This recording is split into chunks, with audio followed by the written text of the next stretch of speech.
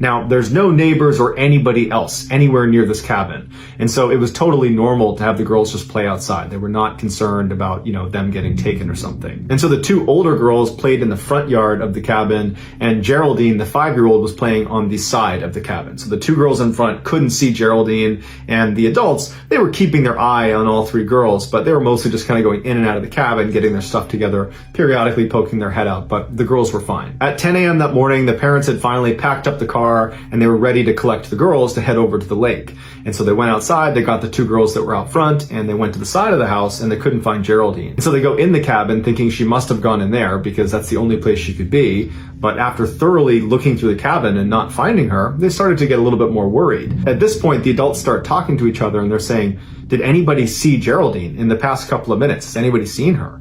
And they all said, "Yeah, I poked my head out the window and I saw her within the past 10 minutes right on the side of the cabin." So they're alarmed they can't find her, but they're thinking, we're gonna find her. So they go back outside and they're looking around and they're yelling for her. Now, this is such a remote section of Ontario that there's really no noise pollution and sound travels really, really well. And so when they were yelling her name, it was booming through the woods. And even if Geraldine had, sprinted for 10 minutes away from the cabin, she still easily would have been within earshot. And all she had to do was just, yell back and they would see her.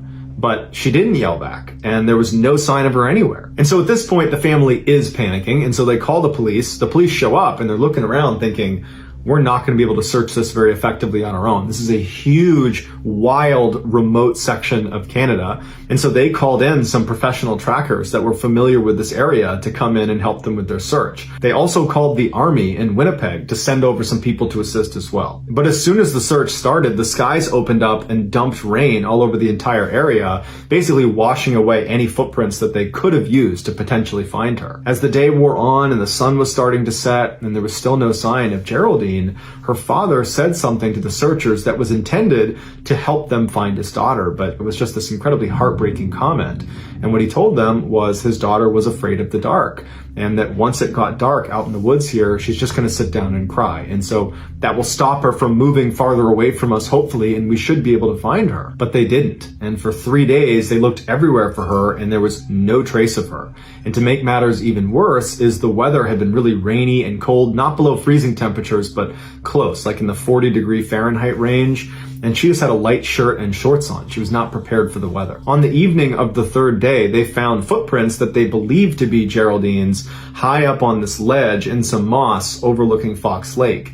And the footprints indicated that this child, which was probably Geraldine, was looking out over the lake and then turned around and walked away from the ledge down into the swamp where her footprints dissipate. And so the search effort was pushed to this swamp, and they had thousands of people that are combing through this mosquito-infested bush to look for this girl, and once again, there's nothing. Then on the 7th day of the search, they find another set of footprints in the swamp around the area where they were looking for Geraldine. But it wasn't Geraldine's footprints because they were these huge prints that if it was a human print, they would need to be an enormous human being. Or these prints belonged to some enormous animal, but they were unable to determine what animal it was. At this point, although there's not really any real evidence connecting that print to Geraldine, people are starting to suspect that whoever left this print or whatever left this print has something to do with whatever happened to Geraldine. 2 days later, so 9 days after Geraldine has gone missing, some of the professional trackers were 2.5 miles away from where that large print was found in that swamp and where Geraldine's footprints are found up on that ledge. They found a piece of her plaid shirt 2.5 miles away on the eastern shore of another lake called Long Lake. And so they pushed the search effort over to that section of Long Lake, and within 24 hours, they would find Geraldine's remains. And so initial thoughts were, she must have been attacked by wolves. That's what killed her. But upon closer inspection, they saw that her clothing had not been torn and there was no blood on her clothes. So the animal predation had most likely occurred after she was deceased because they would have been able to pick around the clothing. Whereas if it had been a wolf attack, they would have cut right through the clothes and there would be marks that obviously, she was attacked by animals. But Geraldine's remains appeared to have been dragged out of a nearby meadow to where she was ultimately located. And so they followed the drag line into this meadow and it led them to this opening where all the grass had been matted down. And investigators said it looked like something big had been laying there.